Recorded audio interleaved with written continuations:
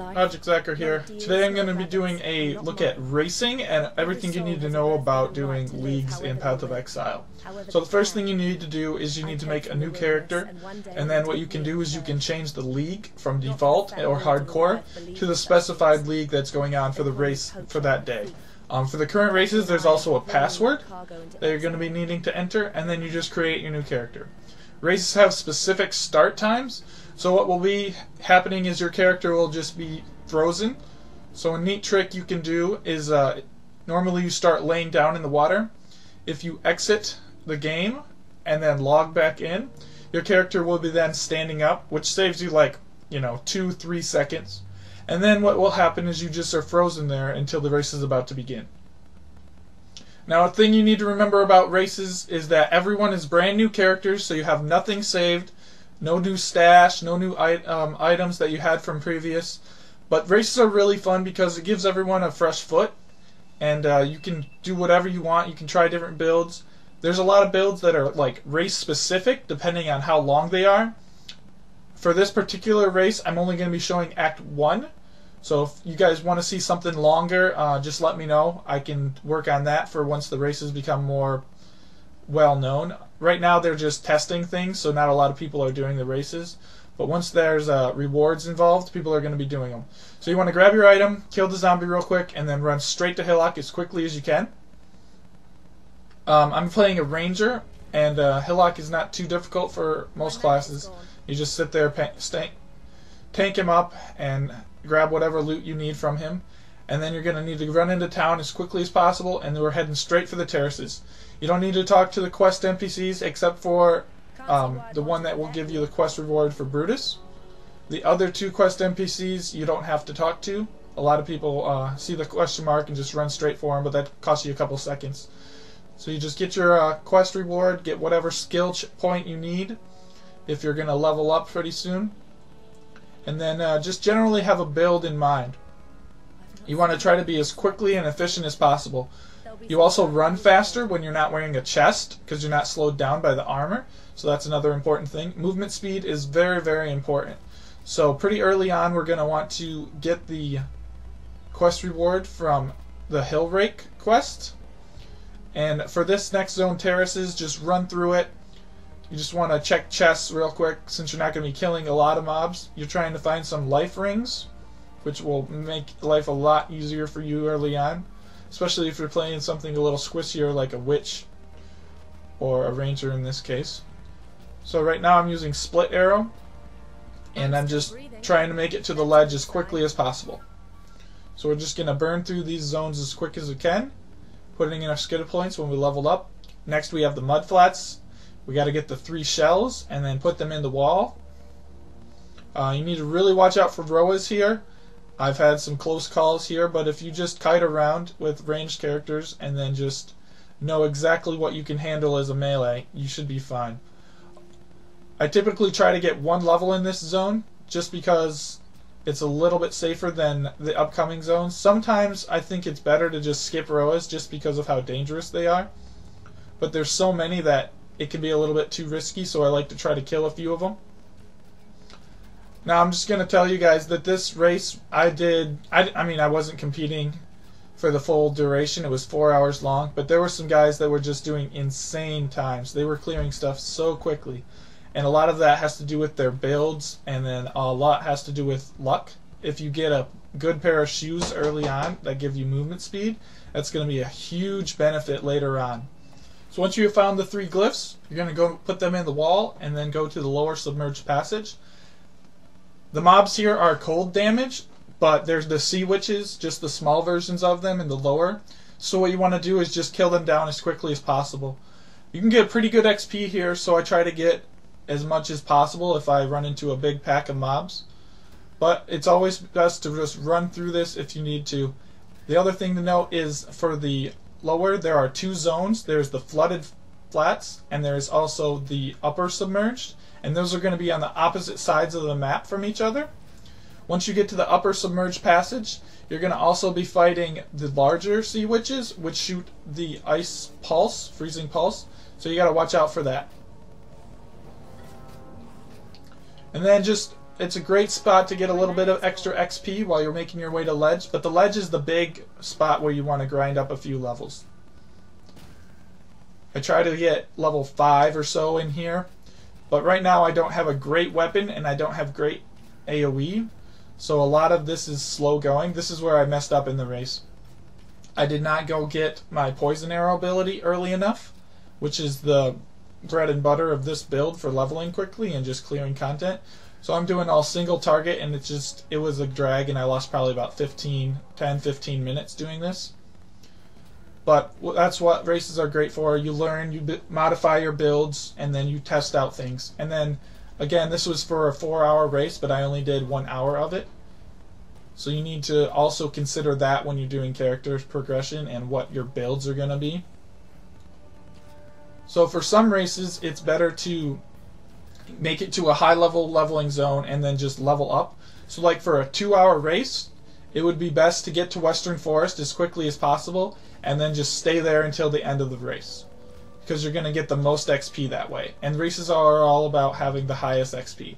So once you get to ledge, I try to get to the waypoint as quickly as possible just because I need to go get that poison arrow, which I realized too late, so I was a little behind, like I said.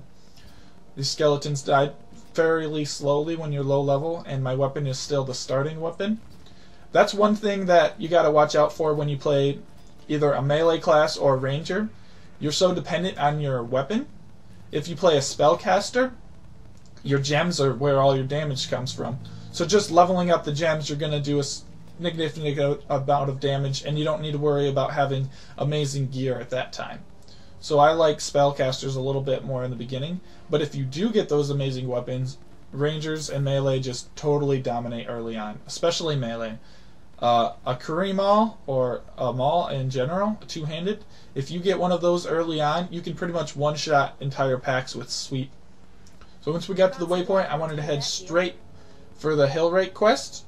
I just grabbed my quest reward real quick. I didn't need to talk to these NPCs, but I wanted to check for rings. I was having mana issues, so I just bought a couple rings, and then also I was just looking for anything. I wanted to get a leather belt here, but again, the NPC didn't have one. So I just went with the ring and the amulet. Also grabbing my quest reward for the mudflats. There was nothing I really needed. I needed to plan this out a little better. I would have just ran to Hillrate earlier on and got the quest reward from her. Also looking for upgrades from the NPC, but again, I had no currency and he didn't really have any that were really great for me. Also, I was running around without a quiver. I made a lot of mistakes this race, but it helped me learn exactly what I needed to be doing for later on. So once we're ready to go to the quest, we head right to the mudflats and then backtrack. Once we get to Hillrate, he's fairly simple, especially since I'm level 5 at this point. I would always, if I did this character again, I would do Hillrate actually a lot earlier and just get a cold resist ring and manage to kill him, because poison arrow just helped my build so much. I'm killing things like probably 4 or 5 times faster with poison arrow than I was doing with my burning arrow and my split arrow. So that made things progress a lot more smoothly. The first half of this race was pretty poor, but the second half I blew through about as fast as I should. But that's what doing these races is all for. Learning experience and then adjusting builds and modifying everything you need. So always be looking for upgrades. It's a race. You've got new items all the time. You can also exit to login screen to save a town portal scroll, which you'll be a little bit low on as you go throughout. They're also important to save up for the bosses. And always get the Quicksilver fast. You want to get one of those pretty early on, which is another reason a lot of people do Hillrate early. Just because they get that Quicksilver and then their movement speed is just boosted completely. So now I need to go do the ledge and level up a little bit. I ran the ledge, I think, 2 times back and forth just to gain. Once you've gained those levels, you're going to go to Prisoner's Ledge and start making your way up to the lower prison. You need to watch out for the rare mob here, the boss mob, which shoots rain of arrows. You can easily just run past these mobs, no problem. I chose to get a little bit of XP. Previously, when I've done races, Brutus has been a little bit challenging, which is why I chose a ranger, because rangers actually handle bosses extremely easily. Another reason to kill mobs is to recharge your Quicksilver flasks while you're running.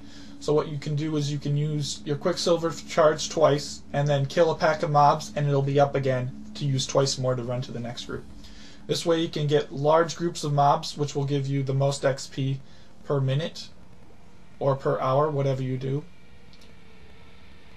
Once you get to the lower prison, you just want to make your way as quickly as possible. Sometimes you can get a little unlucky here by not navigating it as correctly as you need to. There's also a boss or unique in this area called Chatters, so you need to watch out for him. He does ice attacks. I gained a few more levels into here. I found a pretty good weapon around level 10. It's also important to know the benchmark of the equipment you want to get. Doing this, you can plan out what level you need to be at before each boss, what HP you want to have, and things like that. So I decided to kill Chatters. He's not too difficult, especially with Poison Arrow. I just killed everything with this build. It was great. But the problem was it was slow to get to the Poison Arrow, and that cost me. So skeletons, pretty easy to kill, as everyone knows. You can just kite around, especially if you're ranged. If I was playing a spellcaster, it would be about the same. Melee, you just want to have enough armor that you can just survive the hits. I actually pick up an armor chest just for the boss, Brutus, just because he can hit fairly hard, and if you have that chest, you can negate a lot of the damage. Right there, I picked it up. Now for Brutus, if you're a ranged character, he's fairly easy. Just kite around, make sure not to get grabbed. I did one shot in between each time he grabbed, so I would wait for him to grab, sidestep, and then shoot, and I got grabbed like twice total in this fight. Also, you want to make sure you stay out of range of his melee attack. But as a ranged character, he was really simple. I have a little bit trouble when I do my Ice Nova build, but with ranged it was simple. Grab the loot you need, hopefully you get some upgrades. If not, just head on, and the next place we're going to be doing is Prisoner's Gate. Now there's goatmen here, so they're leapers, so you need to watch out for them. The Prisoner's Gate has a row that runs down the middle, and then on the edge there's a side path that will lead you to the next zone, which is the ship graveyard. I like to level up a little bit there before heading to the graveyard because there's a lot of packs. There's also fire dogs you need to watch out for, and a rare, unique fire dog boss. Once you're done with the ship graveyard, I just head right to coves. I don't spend a lot of time in the ship graveyard. If there's a large group of mobs chasing me, I'll take them out. But in the coves, I try to level up a little bit. Also, we're going to be getting up to Merville, so we're going to get to the Waypoint in the Cavern of Anger, I believe it is. And then we're going to need to go to town and try to find a magic, or a resist ring, for cold resist, if you haven't already. It's really important to have at least one, if not two, cold resist rings for Merville. If you get frozen by her ice spears, you can be killed very quickly, especially if you're lacking health. And for my build, I didn't go for a lot of early health. I was going for a lot of damage so I could clear things quickly. Again, in the Cavern of Anger and Wrath, there's sea witches, not too much of a problem. There's also a couple of boss mobs, but they're also a little bit simple if you just stay at ranged. For a melee character, that can be a little bit daunting if you don't have the required defenses or health, but if you just stay at ranged, I can just kite him around and kill him. Alright, once we're ready for Merville, we can set up portals to go back in town. This fight actually took me a little while just because his shield kept regenning, and I needed to kite around to stay as safe as possible. Dying here is really going to set you back. You're pretty much out of the race if you die this early on, unless it's like a 1 week race or like a 2-day race or something. Well guys, this is about the end of Act 1, so if you got any comments or anything you want to help give me hints about, feel free to do so. If not, if you have any questions, you can leave them in the comments below. Also, be sure to subscribe and check out the Twitch channel, twitch.tv/ProjectZakra, and I'll leave you with the rest of the fight. Enjoy.